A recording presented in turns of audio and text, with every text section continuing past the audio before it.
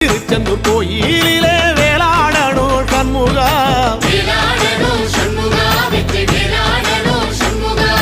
பிள்ளை ஆண்டான் பிள்ளை என வரம் கொடுக்கணும் சண்முகா,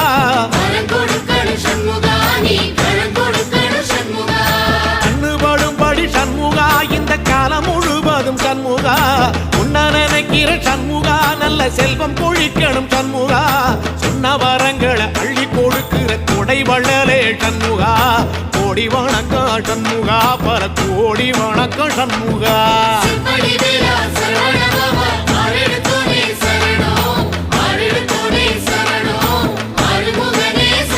ஐயா